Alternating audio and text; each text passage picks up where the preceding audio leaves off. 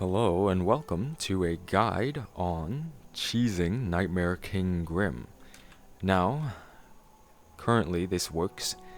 It's patch 1.3.3.7 Lifeblood Beta, but it may not work further down the line. It's likely that it'll continue to function, but this is based on a glitch, so if you do not feel comfortable performing glitches in your game, then don't try it. Now, as for charms, Grimchild is required, and then I will suggest Weaver Song, Glowing Womb, Grub Song Sprint Master, this is all completely serious by the way, Dream Wielder, and closing it off with Dash Master. So, I'm gonna go over to the tent here real quick. What we're gonna be doing is the P-float glitch. So I'll go into the options here, go into keyboard because I use a keyboard. Now what you need to find or need to know are your focus/cast and quick map controls. So I have those, and what you need to do is double tap both of them at the same time or simultaneously. Didn't do it correctly the first time. Second time it did work. You should know when it works because your character does that sort of funky lead up into the cast and then stops. And after you do that successfully, move in the opposite direction that you're facing, aka turn around immediately, and you should just fire a spell without any other inputs. And after that, just walk out the door, walk back in, and now you have P-float. If you press jump, you'll see you're floating in the air. Don't fall down at any point. And this is why Dash Master is equipped, so you can dash downwards and get back onto the ground if you accidentally jump upwards. So, get over here, Dream Nail Grim, and begin the fight. So the main idea with P-float is to be able to nullify pretty much all of Nightmare King Grim's damage. Basically all of his attacks save for 1 and possibly 2. There's basically the fire pillars and his uppercut, and those are the only 2 attacks that can potentially hit you up here. So as you can see, going pretty well. What you really want to do is jump up to the ceiling, accidentally dash downwards there, which is not required. So immediately after starting the fight, just hold jump until you reach the ceiling, and then as you can see, almost all of his attacks cannot hit you. And then the Weaver Songs and the hatchlings from Glowing Womb will just slowly deal damage to him. Now, as I said before, you can get hit by the fire pillars and sometimes by the uppercut when he moves upwards, cuts upwards at the end of that attack. If he does so directly into your hitbox, then you can take damage from that attack. But the main one to be wary about is the fire pillars, for which you basically just need to stand on one end of the arena and then move steadily to the other to dodge all of them. And all of the other attacks basically cannot hit you. As you can see, I am slashing downwards regularly, and that's just to provide an easy indicator of my horizontal position, just to know where the character is at any given point in time. I will also note here that you do not want to walk too far to the left or right. Basically, you do not want to touch the edges of the arena, because doing so will actually push you downwards and you'll float slowly down to the ground, and with no gravity it is a bit challenging to dodge attacks. So you want to stay close to the ceiling here. Basically just all the inputs you really need to do at this point are slashing downwards, basically down and nail if you feel like it, and left and right. So during these pufferfish phases, you'll want to position yourself directly above Nightmare King Grim, As you hopefully saw there, the weavers spawn at your player position and then fall downwards. So being above him while he's doing the pufferfish allows you to get in a little bit of extra damage from the weavers falling through his body, which is pretty nice. Now, the hatchlings are also doing probably the bulk of the damage to the boss, simply because they do higher base damage than the little weavers. You can equip Defender's Crest, which synergizes with Glowing Womb. However, I found that, well, Defender's Crest changes the hatchlings to do a damage over time cloud sort of attack, which works well in most cases, but Nightmare King Grim moves extremely quickly, so I'm not sure if that actually does higher DPS than just the standard hatchlings that do their base damage directly on hit rather than doing a damage over time.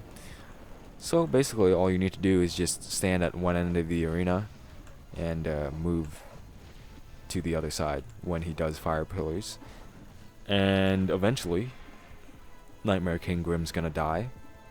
Now, I will note here that it is pretty boring because you can only basically get hit by one attack out of 5 or 6.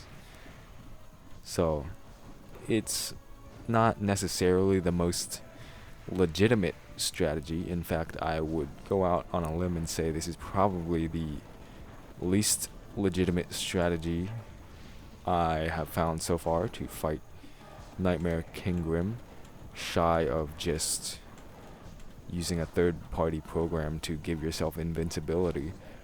So, just do this at your own behest, and I really wouldn't recommend doing this if this is your first encounter with the boss, your first attempt at defeating Nightmare King Grim, mainly because if you do this, you are missing out on learning how to dodge the boss other than the pillars, which, I mean, you're basically dodging it in the same way as you would normally, but every other attack is trivialized. So if you are watching this and it's your first time fighting NKG, perhaps don't consider the following. No. But, I mean, you can play the game however you want. I'm just trying to say that this is boring and basically just ruins the challenge of the boss completely. And if you don't care about that sort of sense of satisfaction and you just want to upgrade Grimchild, then I guess this is fine, but really this is just for those people who really like memeing on the game. And also, I mean, you do have to perform a glitch, which is unethical in some people's eyes. I do use plenty of glitches during my play, simply because I have done many playthroughs of the game already, and yeah, so breaking the game is fun at points, and at other times it's just extremely boring, like this fight. So yeah, your mileage may vary with this cheese.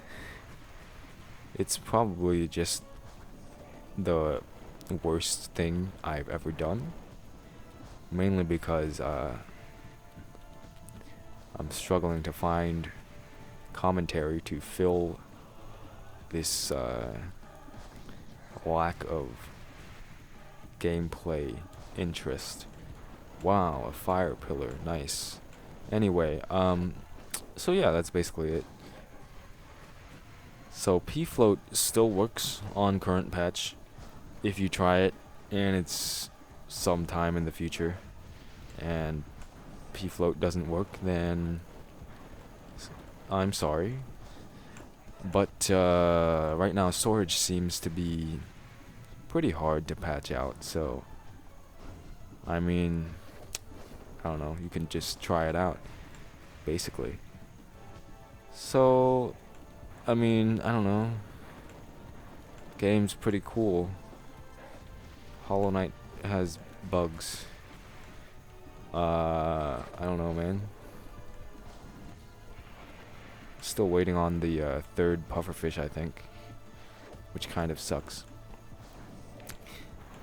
So yeah, cheesing Nightmare King Grim. It's really slow. This is probably enough time to kill Nightmare King Grim normally like 4 or 5 times over, which is extremely sad, but hey, that's fine.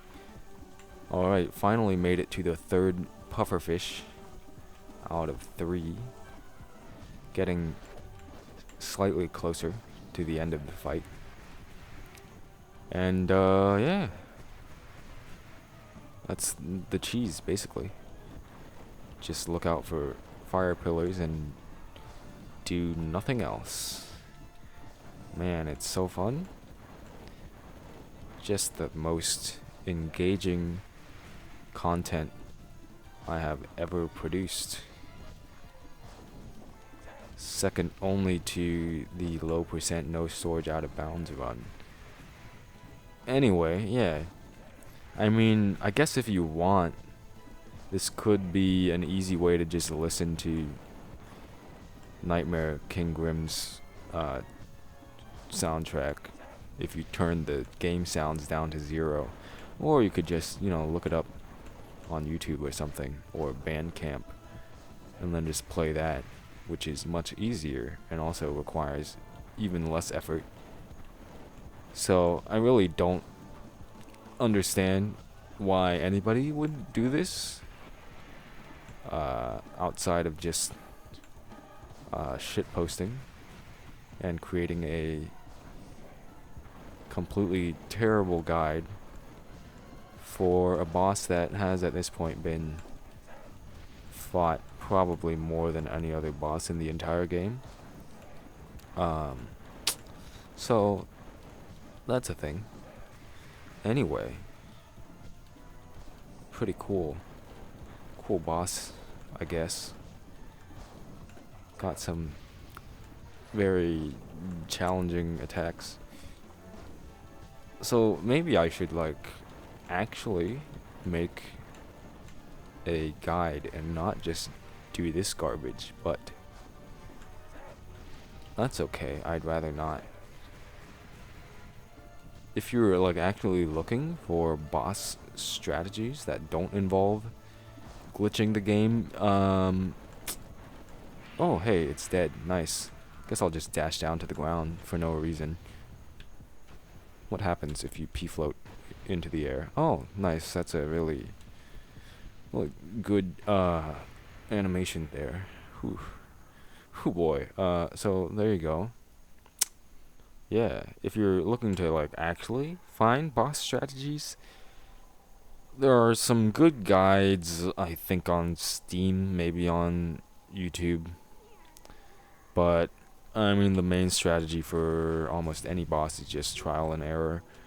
So now, at this point, yeah, I still have p-float, which may prove to be a problem. And the way to get rid of p-float, if you so desire, well, first of all, the easiest way is simply to save and quit and reload. Otherwise, you can cast a spell, namely Vengeful Spirit. I'm trying to gather enough soul here to do just that. There we go. And now, as you can see, gravity once again exists, which is very handy. I really like having gravity. I don't even know what I'm saying at this point. Anyway, there you go. Nightmare King Grim. Got full level Grim Child. ta-da, P-float is a thing, and you can do some pretty dumb stuff with it. That's the end of this video. Anyway, yeah, bye.